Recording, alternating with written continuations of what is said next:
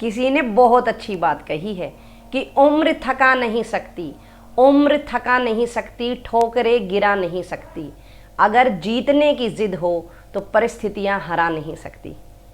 नमस्कार, मैं अलका यादव, और जैसा कि आपको पता है, today is one more joyful Saturday, और मैं हर शनिवार की तरह आज भी लेकर आई हूँ आप सबके लिए एक और मोटिवेशनल स्टोरी।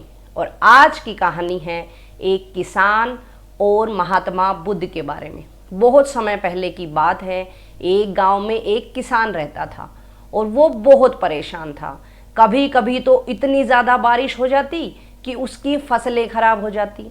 कई बार पानी ही नहीं होता था, बारिश ही नहीं होती, सूखा पड़ता तो उसकी फसलें खराब हो जाती थी।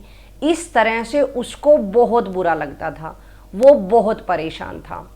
इसी बात को लेकर घर पर भी आता तो कई बार बीवी से झगड़े हो जाते।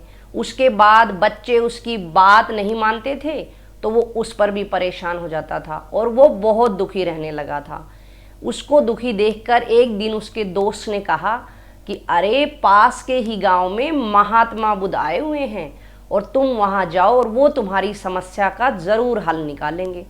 किसान को लगा कि बात तो बिल्कुल सही कह रहा है। अगले ही दिन किसान उस गांव में चला गया और वहां जाकर उसने महात्मा बुद्ध से अपनी सारी समस्या बताई। महात्मा बुद्ध चुपचाप उसकी समस्या सुनते रहे। किसान ने उनको बताया कि कभी तो बारिश नहीं होती है तो मैं परेशान हो जाता हूँ, कभी बारिश ज़्यादा हो जाती है तो परेशान हो जाता हूँ, मेरी बीवी भी मेरी समस्या को समझती नहीं है, मेरी उससे लड़ाई होती है, मुझे लगता है कि मुझे शादी ही नहीं करनी चाहिए थी, अगर वो नहीं होती तो मेरी एक समस्या तो घट जाती।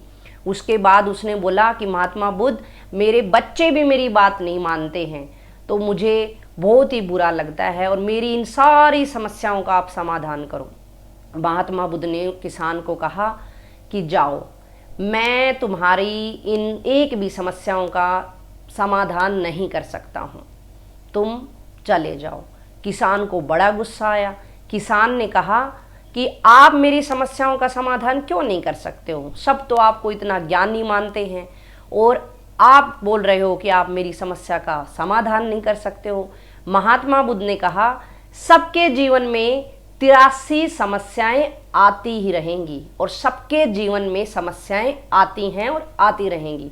तुम्हारे भी जीवन में समस्याएं आती रहेंगी, लेकिन मैं तुम्हारी एक भी समस्या का समाधान नहीं कर सकता हूँ। ऐसा सुनकर किसान ने कहा कि आपसे बढ़िया तो वो गुरु महात्मा ही थे जो पिछली साल मेरे घर आए, उन्होंने हवन किया, पूजा सामग्री मेरे से मंगवाई और इस तरह से मेरे घर में शांति करवाई। तो महात्मा बुद्ध ने पूछा, क्या उस पूजा से तुम्हारी सारी समस्याएं समाप्त हो गई? किसान ने कहा, समाप्त नहीं हुई, लेकिन कुछ दिनों के लिए शांति मिल गई थी और आप तो मेरी समस्या का एक भी समाधान नहीं बता रहे हैं। तो महात्मा बुद्ध ने कहा, मैं तुम्हारी 84वीं समस्या का समाधान बता सकता हूँ। किसान को बड़ी हैरानी हुई। किसान ने कहा, 83 समस्याएं तो समझ ही नहीं आई, ये अब 84वीं समस्या कौन सी है? महात्मा बुद्ध ने कहा कि जिस दिन तुम ये सोच लोगे कि समस्याएं तो आनी ही हैं, जिस दिन तुम्हारे मन से ये बात निकल जाएगी कि समस्याएं नहीं आएंगी, तुम हर वक्त ये सोचते रहते हो कि तुम्हारे जीवन में समस्याएं नहीं आएंगी, जिस दिन अपने मन से ये बात निकाल दोगे उसी दिन तुम्हारी समस्याएं धीरे धीरे कम होती चली जाएंगी और तुम खुश हो जाओगे। तुम्हें लगता है कि सिर्फ तुम्हारे पास ही समस्या है, तुम्हारे पास ही दुख है। अपने आसपास देखो, सभी लोगों को कुछ ना कुछ समस्या है, कुछ ना कुछ दुख है और सबको अपना दुख ही सबसे बड़ा लगता है। तो तुम अपने मन से ये बात निकाल दो कि तुम्हारे जीवन में समस्या नहीं आने वाली है। समस्याएं हर व्यक्ति के जीवन में जब तक जीवन है तब तक आती रहेंगी, कभी छोटी तो कभी बड़ी। इस तरह से महात्मा बुद्ध के समझाने से किसान को भी समझ आ गया और किसान अपने घर लौट गया।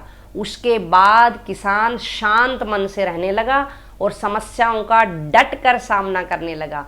इस तरह से उसका जीवन सुखमय हो गया।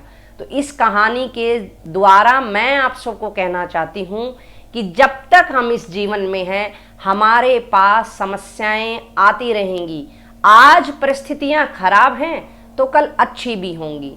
तो इस तरह से हमें परिस्थितियों से घबराना नहीं चाहिए, बल्कि उनका डटकर सामना करना चाहिए, क्योंकि जो परिस्थितियों में जीना, अपने आप को ढालना सीख लेता है, वही जीवन को सफल रूप में ही पा पाता है।